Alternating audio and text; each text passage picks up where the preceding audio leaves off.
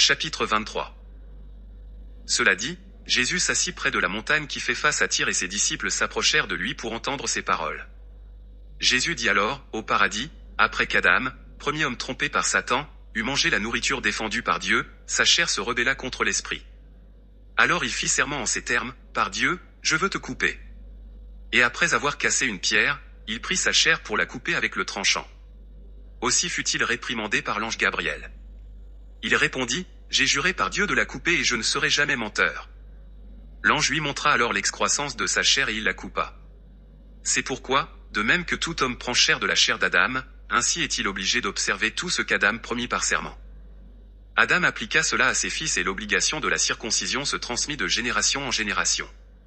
Or, au temps d'Abraham, l'idolâtrie s'étant multipliée sur la terre, peu nombreux étaient ceux qui se trouvaient circoncis.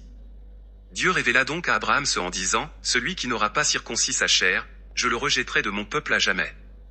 À ces paroles de Jésus, les disciples tremblèrent de crainte, parce qu'il avait parlé dans la véhémence de l'esprit. Jésus dit alors, laissez sa crainte à celui qui n'a pas circoncis son prépuce, parce qu'il est privé du paradis. Puis Jésus ajouta, chez beaucoup, l'esprit est prompt dans le service de Dieu, mais la chair est faible. C'est pourquoi l'homme qui craint Dieu doit considérer ce qu'est la chair, d'où elle a pris origine et ce à quoi elle sera réduite. Dieu créa la chair de la boue de la terre. En elle, il insuffla le souffle vital en soufflant dedans. Quand donc la chair fait obstacle au service de Dieu, elle doit donc être méprisée comme de la boue et foulée aux pieds, car celui qui est son âme en ce monde, la garde pour la vie éternelle. Ce qu'est la chair actuellement, ses désirs le manifestent, elle est un cruel ennemi de tout bien, car elle seule désire le péché. L'homme doit-il donc, pour complaire à son ennemi, cesser de plaire à Dieu, son Créateur? Jugez en vous-même. Tous les saints et prophètes ont été ennemis de leur chair pour le service de Dieu.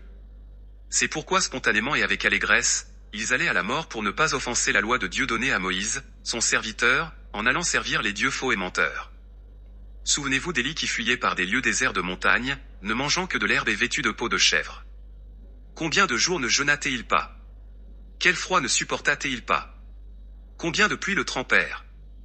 Et tout cela pendant les 7 ans que dura l'âpre persécution de l'impure Jézabel. Rappelez-vous Élisée qui mangeait du pain d'orge et s'habillait de vêtements des plus grossiers.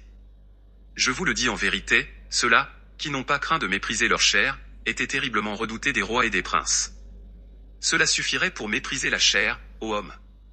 Mais si vous regardez les tombeaux, vous saurez ce qu'est la chair.